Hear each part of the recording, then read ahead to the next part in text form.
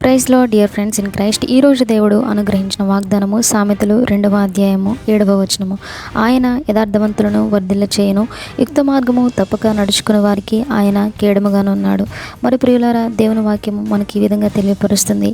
అయినను కొంతమంది అనుకోవచ్చు, ప్రభువా, మరి నేను ఎంతో కాలం నుంచి నేను యథార్థంగా ఉంటున్నాను, లేదా నేను చర్చికి వస్తున్నాను, లేదా నేను మంచి మార్గాలను అనుసరిస్తున్నా, కానీ నాకే ఎందుకు ఈ శ్రమను, నా యొక్క కుటుంబ పరిస్థితిలో మారట్లేదని మీరు అనుకోవచ్చు. కానీ దేవుడు ఒకవేళ ఈరోజు చేయకపోయినా, లేదా రానున్న కాలంలో దేవుడు తప్పకుండా మీ యొక్క క్రియలకు ప్రతిఫలంగా దేవుడు తప్పకుండా మేలులు చేస్తారు.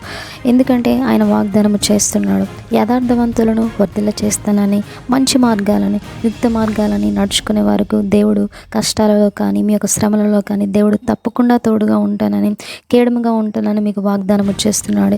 ప్రియులారా, మీరు మీ యొక్క కుటుంబ పరిస్థితిని చూసి, లేదా మీకున్నటువంటి బాధలను చూసి, లేదా మీకున్నటువంటి శ్రమలను చూసి కృంగిపోకుండా, నిరాశపడకుండా దేవుని యందు ధైర్యంగా ఉండండి. దేవుడు ఆయన అనుకూల సమయంలో, లేదా దేవుని యొక్క టైంలో తప్పకుండా దేవుడు మీకు మేలును అనుగ్రహిస్తారు.